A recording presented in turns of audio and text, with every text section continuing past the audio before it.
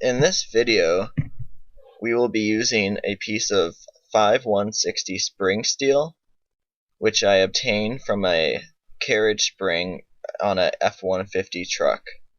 This is really good steel because it has a high chromium and manganese level, which give it a very hard, deep hardening edge, as well as a lot of flexibility as seen in spring steel.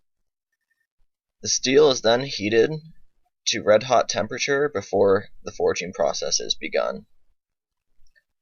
While forging, I begin by tapering the edge down, as this is a rather thin piece of steel. It is very close to the actual final shape of the tanto blade I will be making, so I can just begin by forging rather than starting with a raw piece of round or any different type of stock. This saves a lot of time and effort. While forging, the most important part of the knife is the tip. Without the tip being in a specific shape, a knife is really just a straight piece of steel with a sharp edge. The tip is what gives the knife all its character, and as you can see, I begin to draw and taper the tip as the entire knife becomes skinnier as you get towards the end of the knife, or the point.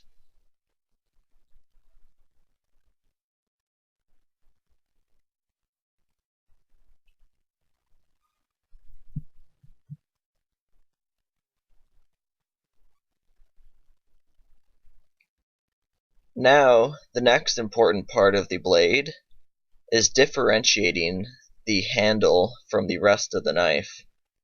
This is done by using the corner of the anvil to flatten the handle part more than the blade part. Then the blade is then flattened and tapered out to cause a further differentiation between the handle and the blade. Now, after much forging, as you can see, the knife has progressed. The final shape is beginning to take place. Here I do the final touches on making the point, as well as making sure the blade is completely straight. This is an important part as it's hard to go back and fix once the blade has cooled and hardened.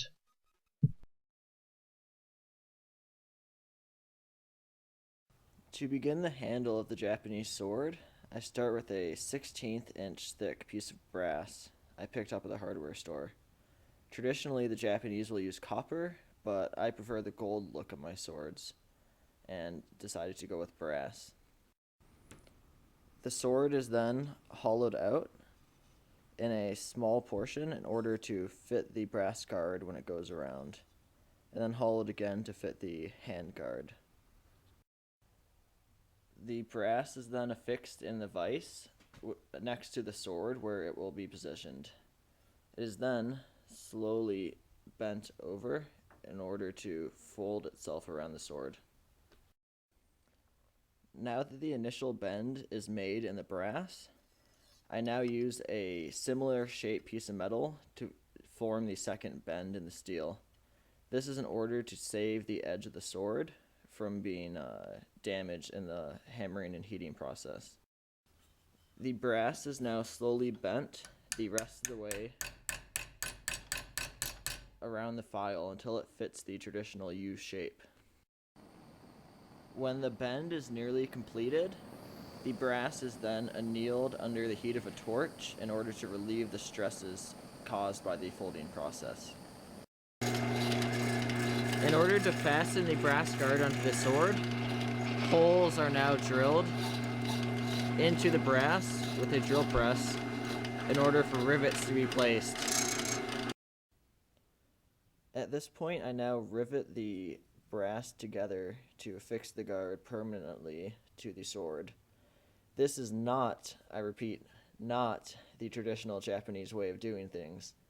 Any respectable smith would be rolling in his grave right now, as they traditionally cut a small piece of brass that they put in the middle and then solder all together, However, this does save hours of labor and time. Here we have a final look at the blade. Overall, it turned out pretty well. And you can see how the polished rivets look. They aren't too bad, actually, if you squint. And then the handle wrapping and guard will be for another video. In the meantime, I would like to demonstrate just how sharp this blade is. This is really thin paper, so rather hard for a dull knife to cut. However, this one has absolutely no problem.